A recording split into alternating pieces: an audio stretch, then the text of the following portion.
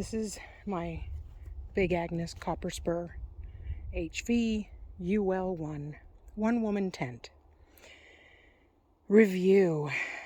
Also, a review of the Copper Spur one-person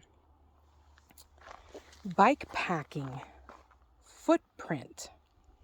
So a typical footprint ends right about here and it tapers down to the end. And what happens is everything you put under your vestibule, which I'll show you once I erect the rest of the tent, usually ends up sitting on the dirt. And then when you climb out of your door, you end up in the dirt. And if it's raining, needless to say, everything is wet. So I'm going to give this a try. This is literally the first time I have taken it out of the package and set it up. And once this is staked out,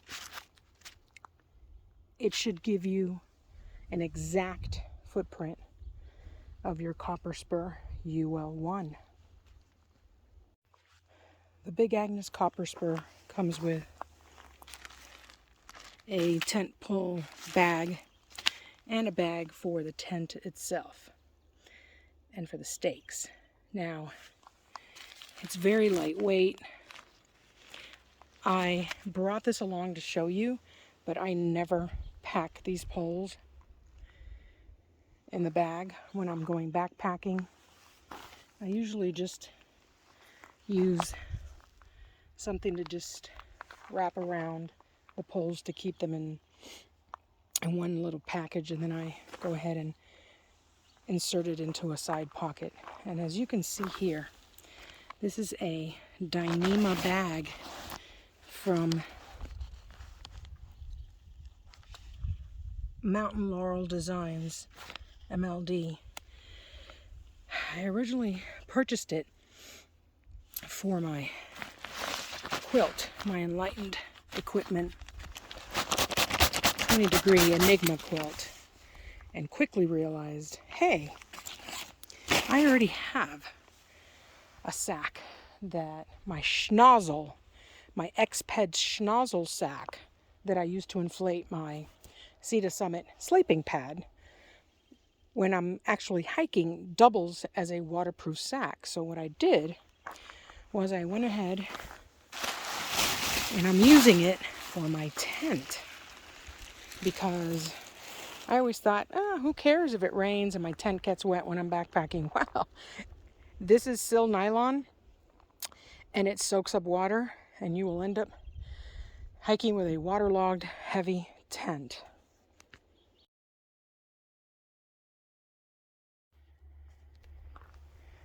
Here it is set up with the inner fly.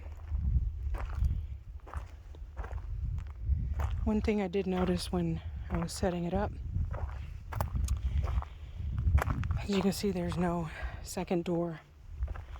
One thing I noticed when I was matching up the tent with the footprint is that if you try to put the footprint with this label down, it doesn't match. So you have to set it up with the label up. I'm really glad I did this ahead of time. So it would have been interesting in the backcountry if I were to set this up the way I thought it went. One other thing that I've noticed once setting it up, that is to finish off the fly attachments, I need to roll up the footprint or I'm just walking all over it, leaving dirt on it. So the brow pull is attached on that side, as you can see, in that little black pocket. And then there's another pocket here, and it gets real tight. Then, once that's done, then you come over here and you attach the very last anchor for your fly. And there's the fly. Mind you, I used this tent brand new on last year's segment hike of the John Muir Trail. I was out for about a week. You check that out. I got videos on it. It was amazing. So now I'm going to go ahead and attach this with the footprint. Here's the Copper Spur one woman tent, fully set up, staked out. You can see I've staked out my fly, my footprint, and on the wide side of the tent, which is where your head goes, here's the, it's like a little carbon fiber hole that holds open the vent. So when you breathe out your 1 liter of water overnight, you don't get condensation, hopefully not too much inside your tent. And here's the one tie down for these 2 points. And then for more ventilation, you have a tie down down there. And here's the one on the back for ventilation, right there. And then I do another one on the foot end, which also allows for ventilation down here. You'll notice this tent slopes up from the foot end. Therefore, Big Agnes says that you should put the side where your head goes wherever the wind is blowing. I don't like doing that. It just makes sense that the shorter side, the squatter side of the tent, will be able to take on more of the wind force. So I try to kind of sort of guess and see where the wind obviously could change, but do my best to set up this end where the wind is blowing from. Obviously, this is the vestibule under here. This can be rolled up, but I don't like doing that for several reasons. Privacy, wind. Most of my stuff will be outside under the vestibule fly. So I've gone ahead and staked out the fly, the footprint, and here, sorry about that, I keep putting my finger over the camera lens. All right, so here is the fly door. As you can see, it zips here and here. This is the main zipper. You can use these toggles to roll it up. I don't really care to do that. It's too much work. I just stuff it up underneath and it stays up perfectly. So that's another tip. All right. This is a big difference from my older Copper Spur that used to have a rainbow zipper that went all the way from this side to the other side, and then the screen would fall down either on the outside or the inside of the tent, which I lived with it, no big deal. But this one, as you can see, conveniently is a D-shaped door. There are 2 colors that you can order this. One of them is like this bright orange, or you can have this muted sage, which I think is gorgeous. It's beautiful. All right, so I'm going to crawl in there and I'm going to show you what it's like inside.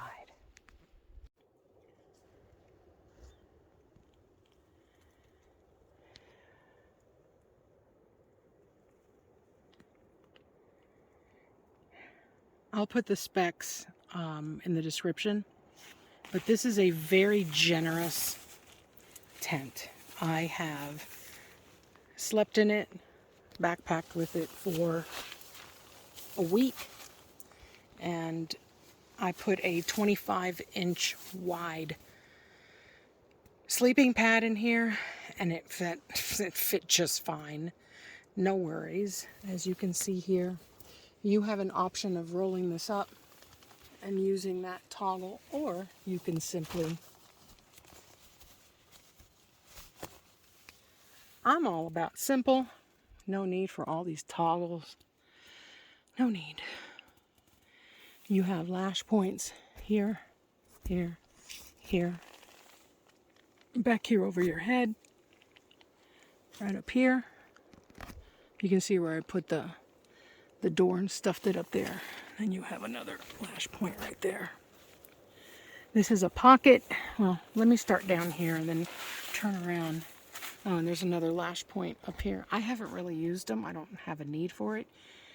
The most incredible thing about this new tent is, or the redesign, is this big pocket over your feet. I used this like all the time.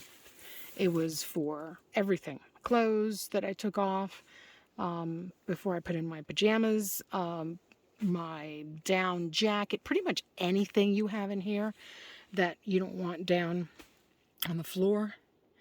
You can set it right up there. It's generous. It's huge. It goes all the way back. Yes, I have heard comments that when you put heavy items here, the tent body tends to bow in. These are your feet. Who cares? It's not like it's going to take away any space down on your feet. It's just going to do this. It's not a big deal. If you feel claustrophobic, get a 2-person tent. I don't like the fact that a 2-person tent takes up a bigger footprint, so you have to really hunt out a better spot to set up camp. So I go with a 1-woman tent. I'm okay with it. I'm good. Now, let's show you the backside, or the head of the tent. So, obviously this is much wider. I tend to put a lot of my stuff down here on either side. Things that I need to get to at night, my phone, my water filter, my battery. If it goes down below 32, or it's going to look like it's going to be freezing, I will take my Catadine Be Free filter and I will put it inside a Ziploc bag and I will stuff it inside my quilt with me at my feet at the foot box so I can keep it nice and toasty and it doesn't break when it freezes. As you can see, there is a smaller pocket 1, larger pocket 2, and a very generous pocket 3. There are no pockets on this side, but there is one right here. And I will tell you, I used every single one of these pockets. I would put my glasses, just pretty much anything. This is a very well thought out tent. If you want, you can string a very light, like, I think I had a line of dental floss that I strung across here so I could hang up my socks so they could dry, my buff, things like that, and it worked out splendid. Oh, the birds have come to visit. So, needless to say, this is going to be very nice for setting out my backpack once it's empty, my shoes, my camp shoes. I'm going to do a review on those. They are the Mayfly sandals. They're just a little bit over an ounce. They're incredible. And no, I don't use them to cross rivers. I use my trail runners. I don't take them off. I just plow right through. They dry quick. And you've got these little Velcro patches. So when you zip up your fly, a lot of people say they tend to catch when you're trying to unzip. Right? Whatever. You know what? First world problems. I'm going to deal with it. It's not a big thing. I love these pull tabs. They're plastic and easy to see. Now, the one thing you'll notice is there are two zippers up here. And you probably, if you are new to backpacking, you may not know what this is for. So obviously this one closes it all the way down. But if you open this, you get additional ventilation. I can actually already feel a breeze coming through here. And as you can see, the fly has been built to where it hangs over this hole.